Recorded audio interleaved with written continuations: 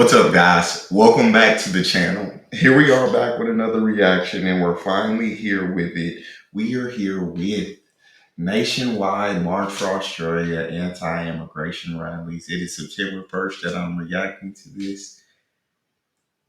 I don't know what's happened. We know we've been reacting about a week and a half, maybe two before this march happened. We saw videos about this march happening. We saw one side saying this is not about immigration, it's not about racism, this is about saving our country, while the other side saying, no, you guys are racist, you guys are anti-immigration.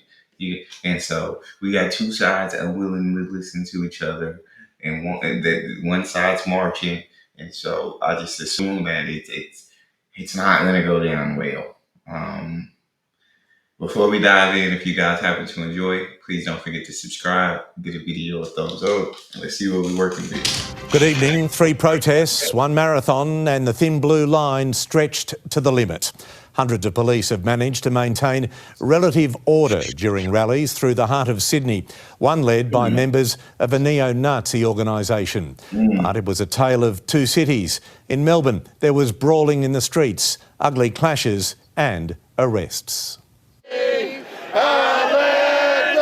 At least it started as planned. Thousands at Belmore Park, all united under a forest of Australian flags. We're not a racist country, we just want a good calibre of people in here. They were calling for limits or an end to migration. You don't hate migrants? No, of course not. I am a migrant. Family came here 100 years ago from Italy. Love migration, okay? I'm from a family of immigrants as well. The point is, how many you bring in the country? Where do you house them?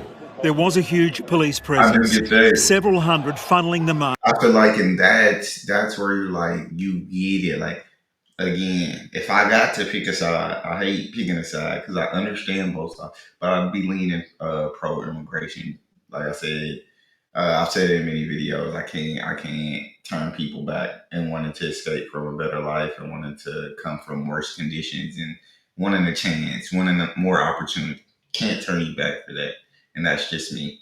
But I do get, like, a country can only support so many people. And with the housing crisis that Australia's in, and frankly, a lot of us countries are in, these houses are just getting more and more expensive because there's more and more people and so demand is higher. Therefore, they're able to charge more for whatever house. And so you have that issue. So it's just, it's difficult. And I think there are some racists within these marches, don't get me wrong. There are some people that are there for terrible intentions.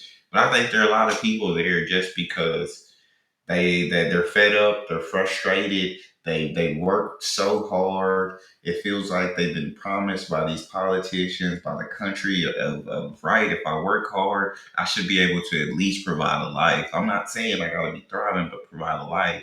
Yet the world we're living in, it's like so many people are working their butts off, but still can't even make it through. And so you get people are gonna get fed up, people are gonna march, and I think you have to understand that. I think you have to be willing to listen and try to understand that at least. Down Broadway. There were fears today's march would be hijacked by neo-Nazi hate groups. And there they were, front and centre, leading the march and blindsiding organisers. The men in black, members of the White Australia group. The leader is Jack Eltis. But we're here because anti-immigration is our key political issue. Are you racist? Yeah, we're racist. Yeah, we're racist, yes. And why is that a good thing? We're proud of who we are. We're proud of who we are as white men. We built this nation. All the men in our organisation are proud to be racist. Are you neo-Nazis? Yes. And I think it's people like them who give that whole, everyone who marches in that, a terrible reputation, because now everybody looks like they're marching with them and that they believe in the same thing. And it's people like these guys that just ruin it for so many people and give so many people a bad name. And it's just absolutely ridiculous. To me, it's just disgusting. Like, I have no problem with you being proud of who you are. I have no issue with that. You should be proud of who you are. But that doesn't mean that you're any better than anyone else because of the color of your skin. It doesn't mean that. And that's what I can't stand is when people think that they're better than other people. I have no problem with you being proud of yourself. But I do have a problem when you either have to put others down or you because you feel like you're better than them based on the basis of the color of your skin. I guess this it infuriates you. Okay, let's continue. Down Broadway to Victoria Park at Camperdown. The front of the march might have presented one picture, but the bulk of those marching today, those coming in from behind, appeared to be anything but extremist. But at the end, an open mic session. And that's when the White Australia group seized control. This land was built by white Australians. With every comment, there was more disquiet in the crowd. These ethnics have formed enclaves, and now we can't even go there at our own lands. It was a hate speech and wasn't winning over the majority. Send them back. No debate, no discussion. We want to send them back to their lands. When he finished, police ushered the group away. They were later spotted changing from their black garb into ordinary street clothes. A few blocks away, a march by the Refugee Action Coalition, a counter-protest that condemned the White Australia group. The poisonous rhetoric that we're seeing from March for Australia today, trying to tap into people's legitimate fears about the lack of housing, about rising cost of living, and blaming migrants, blaming refugees. And that's what they do. That's what they do. Because those situations are happening, because there is a housing crisis, because there is issues going on. And don't get me wrong, immigration probably has added to that. Because like I said, a country can only sustain so much. When you add more people, there's more competition, there's more demand. And when you add more people, there's also more ideas. There's also more opportunity to start other things that could make things cheaper. And maybe some of these new people that you're adding come up with the idea to solve the housing crisis. So I think you got to take that into account. But yeah, I think it's just two sides that refuse to listen to each other. And I think it's becoming like that in so much of the world. Countries are being divided in two sides, refusing to listen to each other. And rather just, and these hate groups are taking advantage of that. These hate groups are taking advantage of the discord.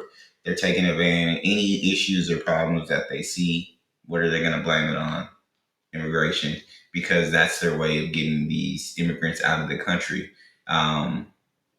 And I can't stand hate groups. I'm sorry, bro. Refugees. I can't This is a stand dog it. whistle towards Nazis.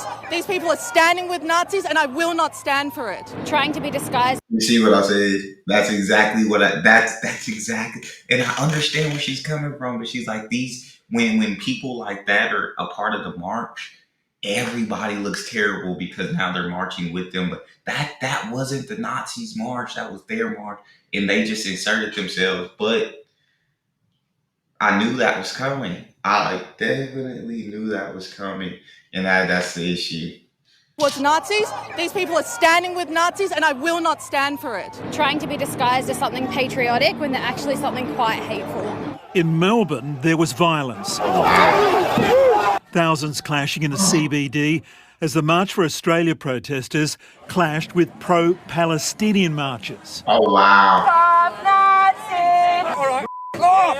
An Australian flag was burned, a woman body slammed as violence escalated. And leading the March for Australia rally and given a prime speaking spot, notorious neo-Nazi Thomas Sewell. We don't have a nation at the moment, we've got a halfway house for the world. Police caught in the middle.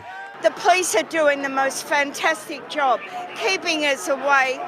We're trying to do a march once. They're here every single weekend. And in Adelaide, in a sea of flags, a disturbing nod to fugitive gunman Desi Freeman, on the run after allegedly killing 2 police officers on a property in Victoria. Mark Burrows, 9 News. OK, let's go live now to Annalise Bolt at the Sydney Police. Like you knew there was going to be discord. You knew it was coming, and I applaud the police officers. I know they were doing everything that they could, but with so many people, it's hard to contain anything. If anything pops off, it's hard to contain that. I think it's just these neo Nazis coming in and absolutely disrespecting and destroying like everything that march is for. Everything that the marches Australia was for, from what I've seen from different videos, was um, there was nothing racist about it. But like I said, don't get me wrong, there's gonna be racists within the group. That's just. But for these guys to come in, and now when your march is not about them, but they're taking place in your march now, and you can't remove them, but you still want to march for what you believe. But now you look terrible marching next to them. But they're gonna come anytime you set up a march. So it's like it, it's a sucky situation. It's a terrible situation. Immigration, it's a sticky situation. Again, I couldn't send anybody back, but I understand countries can only withhold so many people and sustain so many people. I just think as a world, all of us in these countries, we need to stop fighting with each other. We need to listen to each other and try to figure this solution out together. Because as long as we're fighting, problems aren't getting solved. Centre in Surrey Hills. Annalise, police here seem prepared. Yes, Pete, there was a massive police presence, hundreds of officers keeping a close eye on the crowds. They say 15,000 people turned out for the March for Australia rally here in Sydney between the counter-protest and the Palestine Action Group. There were a few thousand. Officers formed a ring of steel between the different groups to make sure that they didn't cross paths as they marched through the city. And while they escorted those neo-Nazis away, they have confirmed tonight that they won't be charged. There was just one woman arrested. She was handcuffed in Hyde Park, accused of breaching the peace after hurling abuse at pro-Palestinian protesters there. But overall, officers say that those that attended the rallies followed instructions and behaved well. Pete? Annalise, thank you.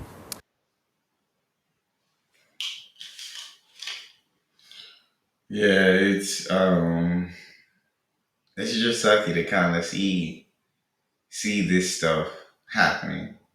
I've seen it happen in the US. I've seen it happen in the UK. To see it happen in Australia as well. To see third world people bring third world problems. I was looking at that thumbnail. That's disgusting. To see it happening just more and more in the world.